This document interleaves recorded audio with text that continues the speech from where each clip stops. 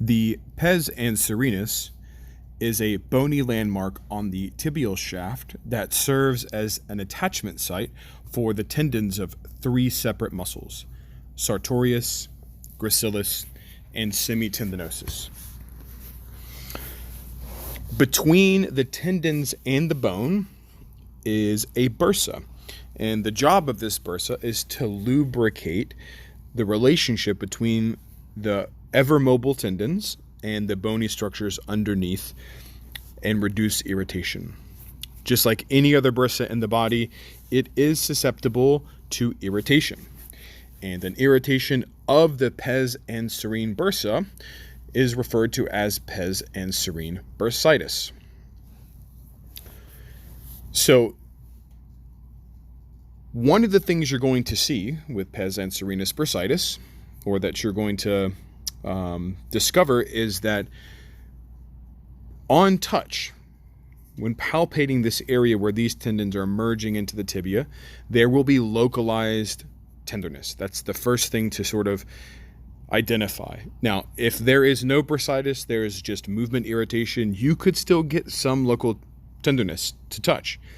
I'm talking about extremely just under the skin touch. There will, like with any other bursitis, be swelling as well. However, in this case, the swelling can sometimes be a little bit hard to identify because it's not an area that has a lot of space or tissues around it, so it's a little bit tougher sometimes to see the swelling in this area. Now, there's a couple of reasons why this bursitis will occur.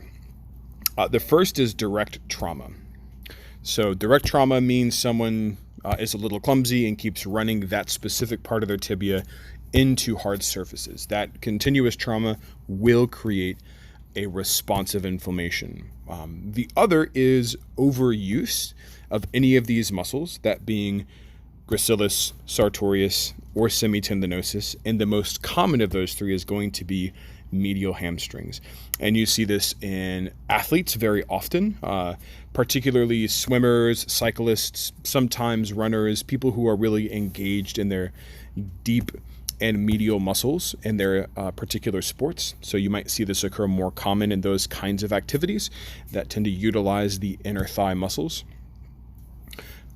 Your goal with this presentation is, like any inflammation, to get them to rest and get the inflammation to back off. They should consider corticosteroids injections to reduce the pain if they're not in a position to rest, and then treatment will be arranged around the overactive muscles, in this case typically the medial hamstrings, manual therapy and stretching, as well as conservative pre-post care for that person, making sure that they're doing their due diligence around this inflammatory pathology, and that should remedy the presentation of bursitis. You're looking at 1 to 2 week presentation with manual therapy. Hopefully you can keep it completely at bay.